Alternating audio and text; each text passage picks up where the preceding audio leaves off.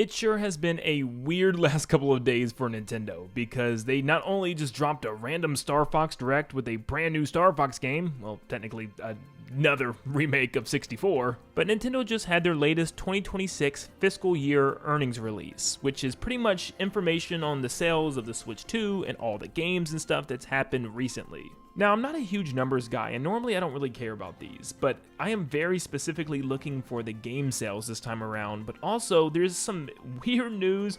For instance, the first one, the reason you probably clicked on this video, is yes, the Switch 2 is going up in price by $50. This September, the Switch 2 will be $500 instead of $400, of course, before tax. Now, I know lots of you still believe that I'm a grifter for some reason, as if I don't benefit from Nintendo's success when they have big, good games that sell really well. It normally means really good viewage on the channel. That's why my channel took off so far back in 2018. But trust me, I tried to find the positives in a lot of this, and this seems to overall be kind of a negative report as I go through this. Just keep that in mind. But yes, the Switch 2 is going up in price. Now, a lot of this is just the market. I mean, things are so expensive. Everything is just raising. Inflation is reaching all-time highs. Gas prices are skyrocketing. Grocery prices are crazy. It's just a bad economy right now. So we knew this was going to happen, and also Nintendo was kind of forced to. Now, once again, I'm not huge on the numbers part of things, like I'm not a stock expert, but I know since November of last year, Nintendo stock has been decreasing ever so slightly since then, and just pretty much continued with some slight raises, but still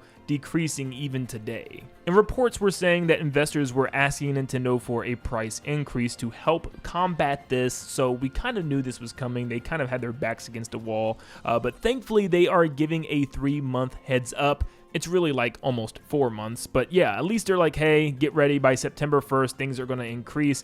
You could also look at this as kind of like a scummy thing, as like them trying to peer pressure people into buying a Switch 2 real quick. You know what I mean? Like, oh, you better hurry up and get it because it's going to raise $50. So yeah, I don't know. But yeah, $500 for a Nintendo console is kind of insane. We got to talk about this price a little bit more later on because I have some things that I want to say about it. Now, lots of this information and charts was once again posted by Pierre485 on Twitter. I highly recommend you follow them. They immediately give you up-to-date charts on everything and right after these investors meetings, and it's always helpful. But yeah, if you look at the Switch 2, it's something that I've been worried about since the very beginning. Is immediately out the gate, it was so powerful. But the problem is the legs. As you can see, the fourth quarter for Nintendo was pretty awful. It's their third worst that they've ever had. The Wii U was very bad at only 300,000 its fourth quarter, but the Nintendo DS at 2.18 million, and the Switch 2 just above it at 2.49 million, and not really close to any of the others with the Wii, 3DS, or even the original Nintendo Switch.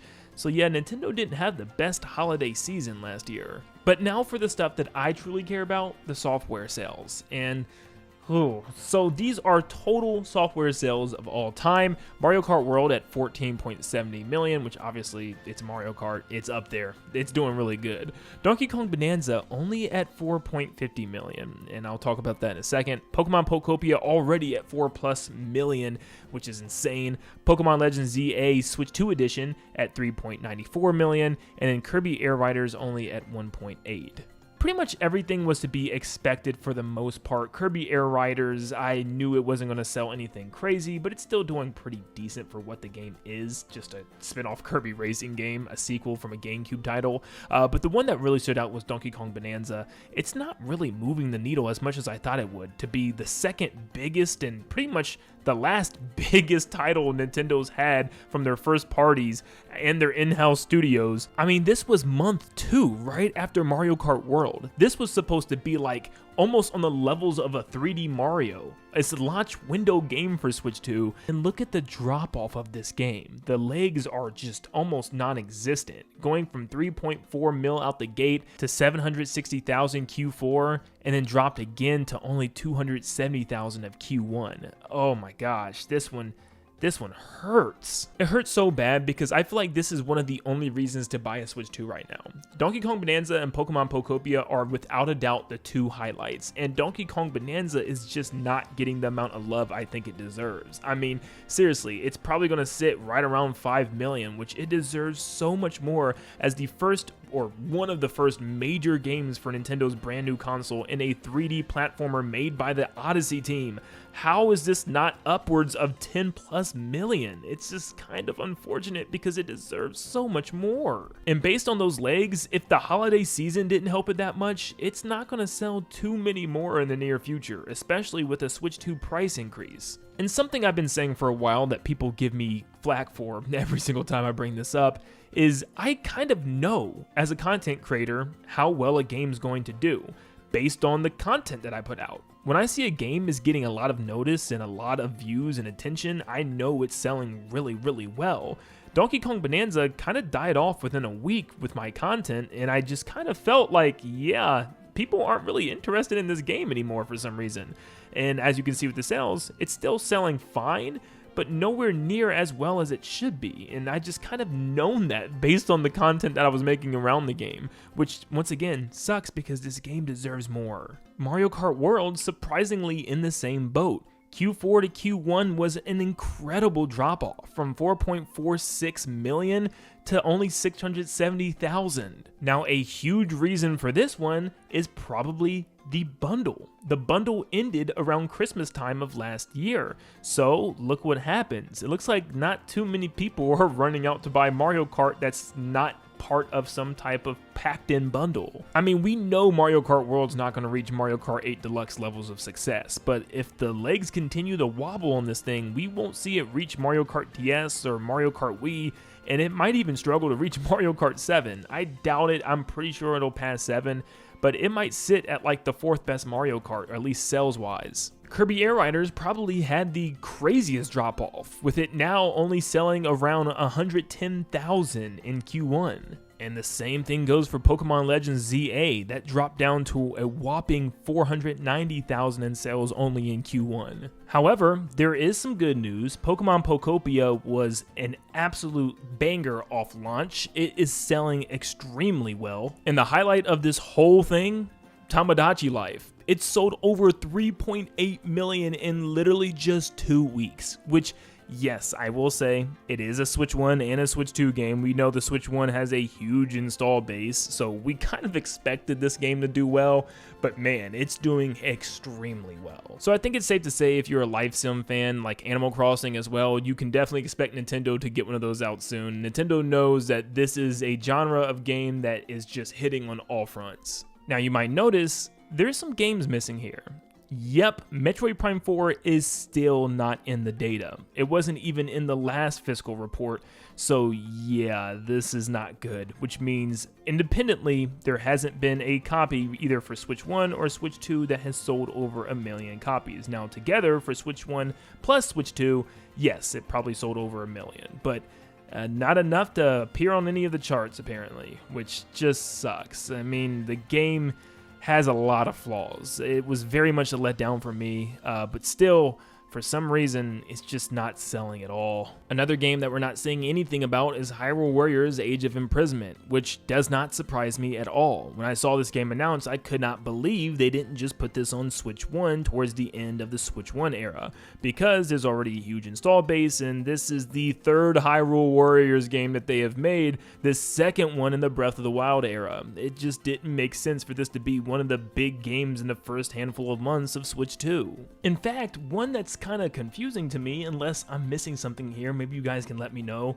Mario Wonder wasn't in the data, which I thought for sure it would be. Even though it's just a Switch 2 edition, it wasn't here at all. And maybe they just don't put Switch 2 editions here, maybe it really didn't sell that well, but I mean, just for a 2D Mario to get new content, I expected it to be here somewhere. Because for crying out loud, it's 2D Mario, but maybe it just didn't hit the sales mark, which I guess would also make sense because it was more like a DLC if anything. And apparently there's another game that didn't cross 1 million, and that's Mario Tennis Fever, which also kind of sucks because personally, I felt like it kind of deserved it. It's a bittersweet thing because I feel like as far as tennis games go, it finally felt like a fun tennis game for me. I actually had a blast going up the ranks online and completing the game 100%. But with that said, people don't seem to feel the same way. Now, a big reason behind this is the game was $70, and I think this alone was the reason why Nintendo's games are becoming cheaper and cheaper now.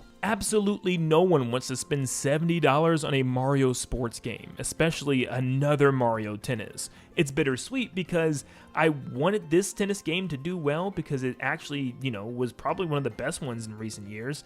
But at the same time, I kind of want Nintendo to get a message that, hey, not only are we tired of $70 games, but we're tired of tennis. Give us another sports game, for crying out loud. Will they listen though? Probably not. I'm sure Camelot is hard at work at Mario Golf again, but I think it's safe to say that the game will be priced around $50 to $60 this time. So yeah, it's been a pretty interesting report from Nintendo, and honestly, the Switch 2 is still on pace to outsell the Switch 1 for the entire first year, which that's really, really good. But the question is, what's going to happen with year 2, 3, 4, and 5? Are these sales going to continue? Is this momentum going to just die off like half of the Switch 2 or more than half of the Switch 2 games have so far? But look, I know people get tired of me saying this, but I truly feel like Nintendo has to show their cards now. I mean, they're sitting at a point where their stocks are plummeting, game and console sales are slowing, especially game sales, and there's really no hype in the train for the future right now. Nintendo has a lot of stuff coming in the next couple of months, but I don't see how any of this stuff is going to be enough to move the needle for Switch 2 that much. Like a remake of Star Fox 64, again, a spin-off of Splatoon that's focused on Salmon Run, and Fire Emblem. I don't see any of these doing anything incredible. And you thought I was going to end this video without talking about my boy, but look, I mean, I told you so.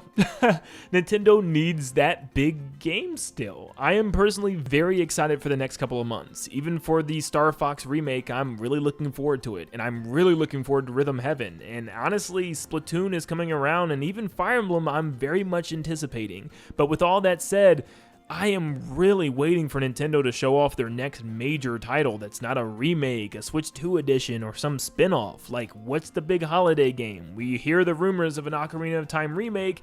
As big as that's going to be, we need more than remakes. Like, where are the big titles? Where's the 3D Mario, Luigi's Mansion, Mario Maker, Smash Brothers, Animal Crossing? Where are your IPs? It's going to get even tougher with a $500 console. Nintendo needs to reveal something soon. So I would be shocked out of my mind if Nintendo decides to not have a Nintendo Direct this summer, especially after this recent sales report. I feel like this Nintendo Direct is the most important one for them in a long time. They have to have some sort of big show to show fans and investors what they have up their sleeves. And with Nate the Hate being spot on with Star Fox, I think everything else he said is to be believed, which means an Ocarina of Time remake this holiday, a Pikmin 4 Switch 2 edition, something with Switch Sports this summer, and also 3D Mario sometime next year. But what do you think of Nintendo's recent sales report? Does it surprise you? Does it shock you at all? Maybe you don't care at all. Maybe you do care at all. Is that a thing? But thank you for tuning in. Also, guys, we are getting super close to our goal of 400,000 subscribers. You can help me by leaving a like and subscribing to stay up to date on all things Nintendo. Let's see how many people we can get to subscribe from this video today alone. If you enjoy the content, thank you so much. I appreciate you, and I'll see you all on the next one. See you guys.